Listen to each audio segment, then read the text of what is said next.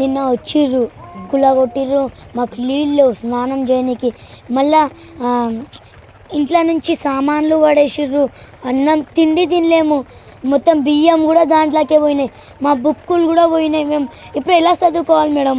చెప్పులు కూడా లేవు మేడం. అట్లా అటువంటి పరిస్థితిలో ఉన్నాం మేడం. మేము గరీబ్ వాళ్ళం. అదే అంట డబ్బులు వాళ్ళ ఇల్లులు కూడా కొడితే గరీబ్ వాళ్ళ కుల కొట్టి ఏం మేడం? మొత్తం ఇగో నీళ్ళు చూడండి మేడం ఎట్లా నిండినాయి మొత్తం.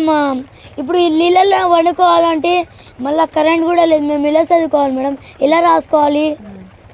మళ్ళీ బుక్కులు కూడా పోయినాయి మేడం. సీఎం రేవంత్ రెడ్డికి ఏం చెప్తావు నువ్వు? చిన్న పిల్లాడివి, స్కూల్కి వెళ్ళాల్సిన టైంలో ఇట్లా వానలో తడుస్తూ రేవంత్ రెడ్డినే మాకు వచ్చి ఏమైనా ఇప్పియాలి, కానీ అయినానే ఇటువంటి పనులు చేస్తుంది మేడం. ఏం చేయాలి మేడం వాళ్ళని? రేవంత్ రెడ్డి చేయించిండా ఇప్పుడు ఇది? మళ్ళా రేవంత్ రెడ్డి